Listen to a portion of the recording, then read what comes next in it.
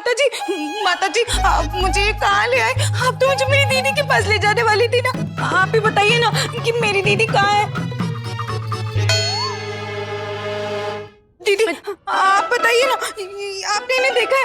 ये मेरी दीदी है। क्या चल क्या रहा है ये सब? प्रेमा भी दीदी। अरे क्या बोल रही है ये? और क्या, मेरी दीदी को देखा है क्या आपने कहीं?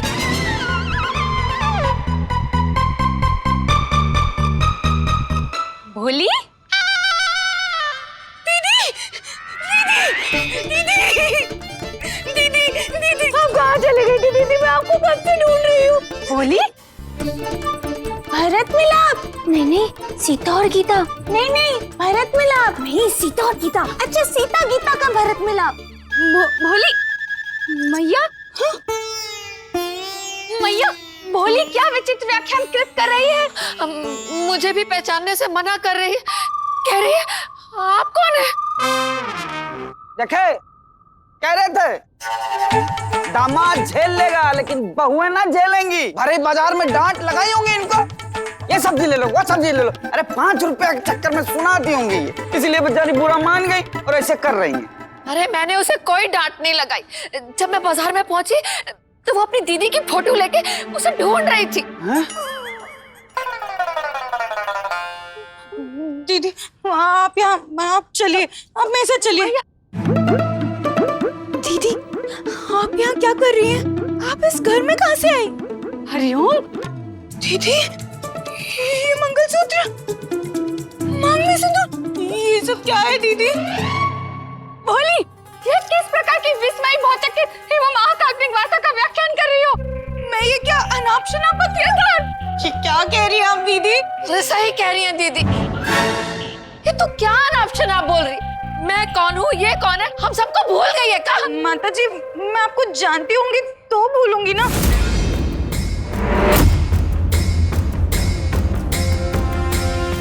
मैंने तो आप सबको पहली बार देखा है।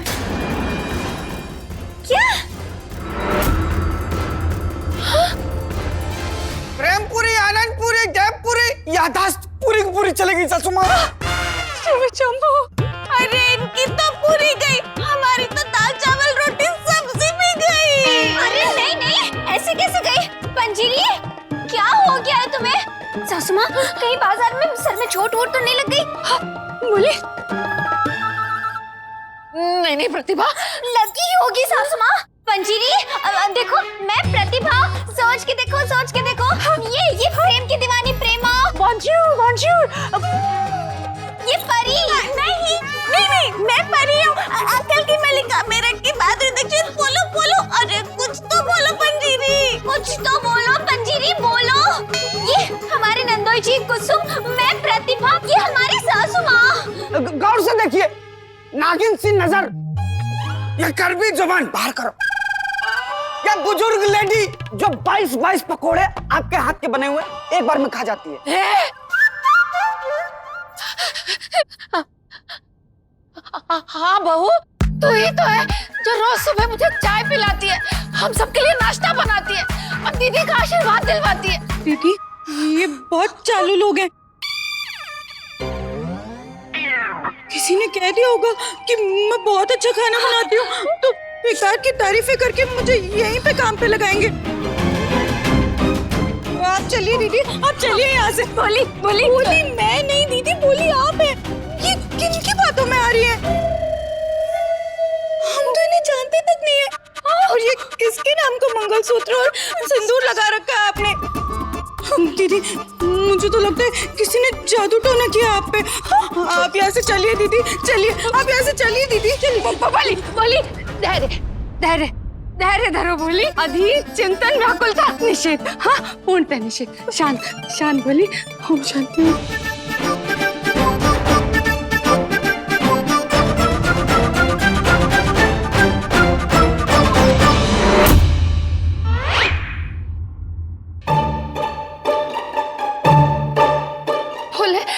बोले ये क्या हो रहा है? बोले हम वहां नहीं, यहाँ हैं कुंती देवी।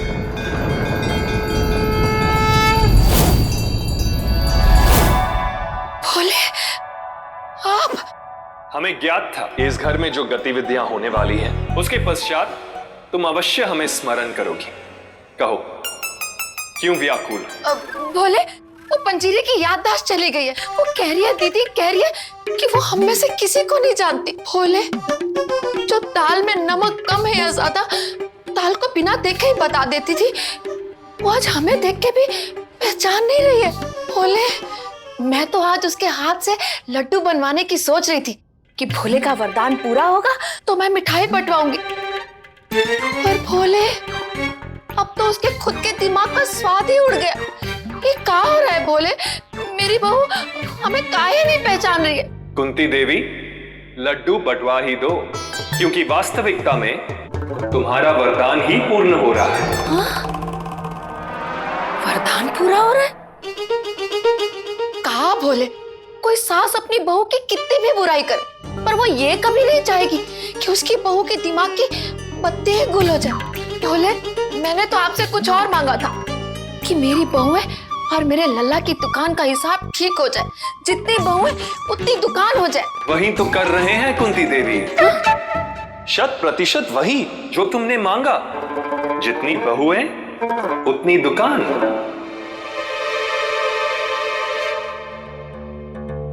क्या मतलब प्रभु? यही कि तुम्हारे पुत्र कन्हैया के भाग्य में 5 दुकानें तो है नहीं, तो हमें लगा कि बहुएं ही कम कर देते हैं। हाँ?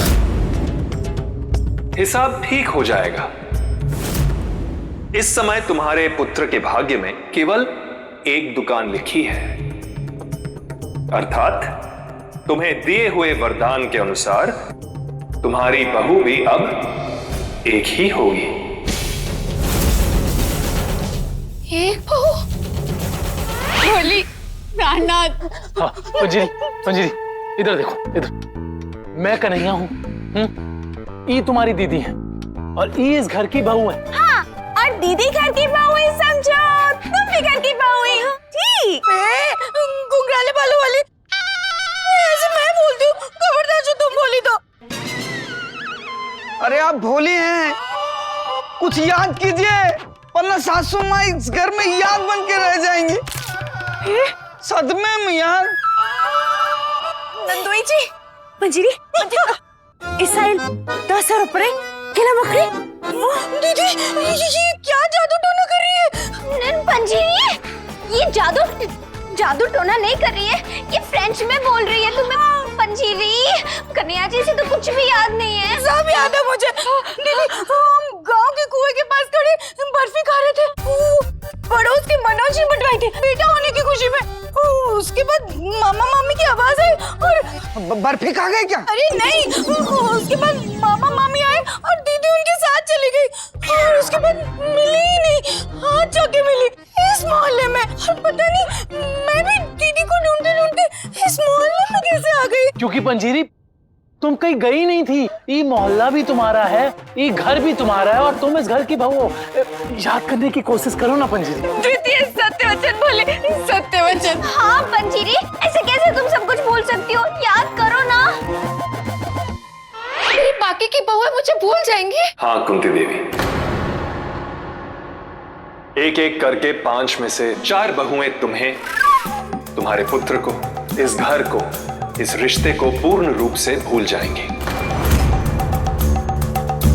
और तुम्हारे जीवन से चली जाएंगी, और अंत में रह जाएगी केवल एक बहू। एक बहू? नहीं नहीं बोले, या वरदान दे रहे कि श्राप? मैंने तो आपसे जितनी बहू है उतनी दुकान, ऐसा वरदान मांगा था, पर आप दुकान 1 से 5 करने की जगह 5 बहुओं से 1 कर रहे हैं। ये कैसा उल्टा वरदान दे रहे हैं प्रभु? तुमने जो वरदान मांगा था उसे पूर्ण करने का यही एक विकल्प है हमारे पास। बिना परिश्रम किए हम तुम्हारे पुत्र को एक दुकान से एक क्षण में 5 दुकान प्रदान नहीं कर सकते,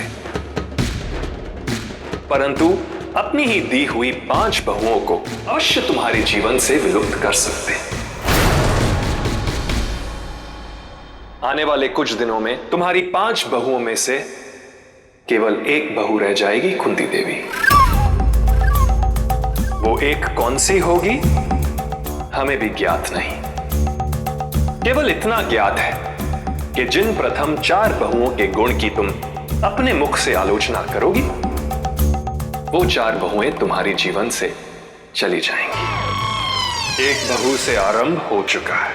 नहीं नहीं बोले, मुझे वरदान नहीं चाहिए, नहीं चाहिए वरदान, नहीं चाहिए वरदान बोले। और तुम जानती हो कुंती देवी कि एक बार जो वरदान दे दिया तो वापस नहीं ले सकते।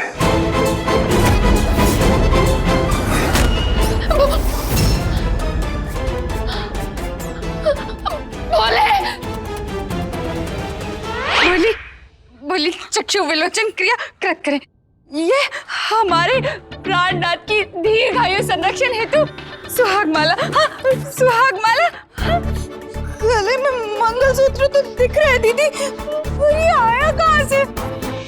हम तो गांव में कुएं के पास खड़े बर्फी खा रहे थे, अचानक से शादी। शादी भी हुई, बर्फी भी बटी। सासू माँ ने सबको बर्फी दिया, हमको एक न दी।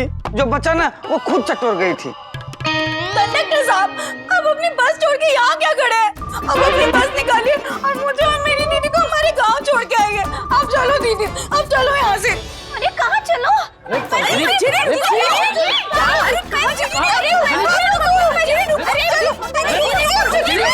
बोली निश्चय प्राणनाथ। रुको रुको, बात तो सुनो पंजीरी। दूर हो जाओ, आप सब दूर हो जाओ। दीदी, मुझे पता है इन सब लोगों ने आप पे काला जादू किया है। आप चलो यहाँ से। बोली निश्चय। अरे भैया, आप जल्दी डॉक्टर को बुलवा लो, पंजीरी भाभी का दिमाग चेक करवाना पड़ेगा। हे गुरु, डॉक्टर बुला ही लो, सासू माँ को भी तो अटैक आ जाएगा। कोई जरूरत नहीं है डॉक्टर को बुलाने की।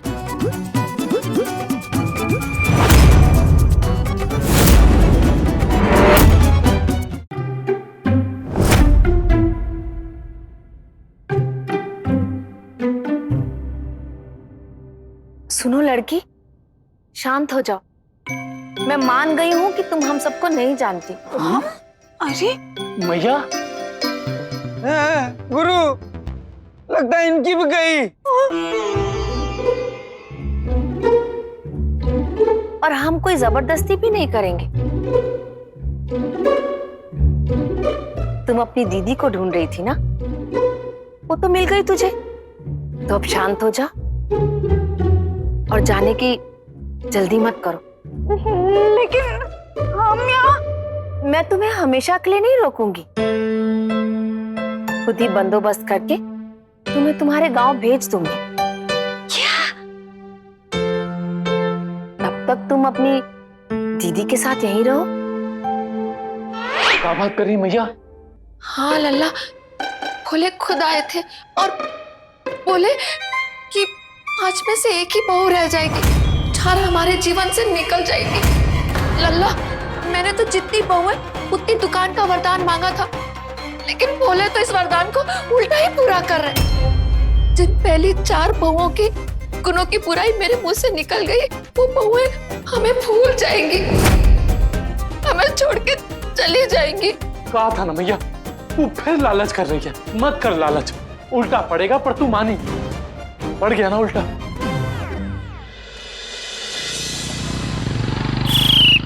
बाईपास गाजियाबाद सराय बाजार चलो, चलो आगे बढ़ो, आगे लो। पहुंच गए सबसे पहले खाने के लिए।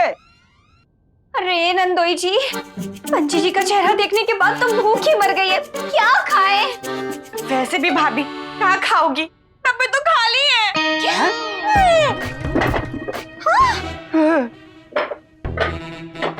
सासू माँ, सबका दिमाग तो खाती ही हो दिन भर, आज सबके हिस्से का खाना भी खा गई। का खाना नहीं बना? दीदी,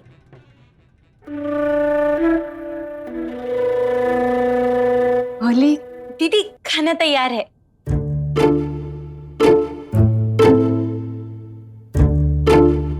हरिओम। मात्र एक द्विजन हेतु सदन के समस्त परिवारजनों हेतु खाद्य पदार्थ की पाक प्रक्रिया कृत की ना? हाँ, क्या सबके लिए खाना? पर दीदी, मैंने तो सिर्फ हम दोनों के लिए खाना बनाया है, और मुझे तो पता भी नहीं कि ये लोग क्या खाते हैं। कब खाते हैं? दीदी, आप मुझे अपने हाथों से आशीर्वाद दीजिए, मैं आपको अपने हाथों से खाना खिलाती हूँ। आपकी मनपसंद भिंडी और मटर पनीर बनाई है। बहू, याद कर, मटर पनीर मेरी भी मनपसंद है, तेरी सास की। आप चलो दीदी, चलो। बोली, चलो दीदी। मैया।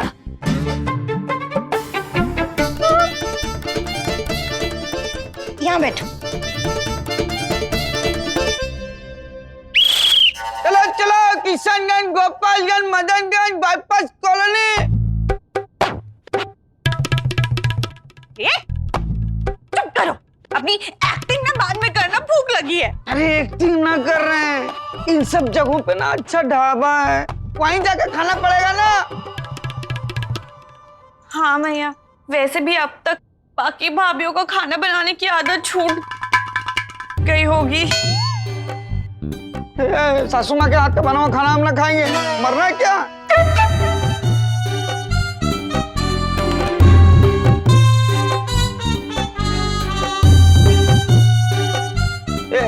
एक चम्मच छोड़िएगा। भाभी,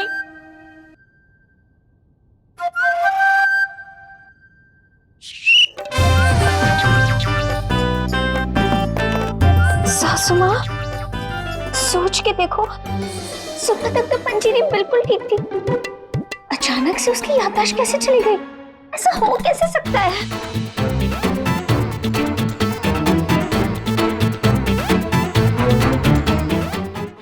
डिमांड इन फेवर? मतलब माँ जी ने शिव जी से वरदान मांगा था? इसका मतलब ये सब कुछ उनके वरदान के चलते ही हो रहा है। शिव शंभू, नहीं। मैया फिर लालच के चक्कर में वरदान मांग के फंस गई हैं। भोले ने जो वरदान दिया है वो तो वो पूरा करेंगे, लेकिन अपने तरीके से। मतलब एक एक करके बाकी सब भाभी भी पंजेरी भाभी की तरह सब भूल जाएंगी? हाँ, और एक एक करके घर छोड़ के भी चली जाएंगी। शिव शंभू! अब शिव शंभू का ही नाम लेना पड़ेगा, क्योंकि अगला नंबर आपका भी हो सकता है।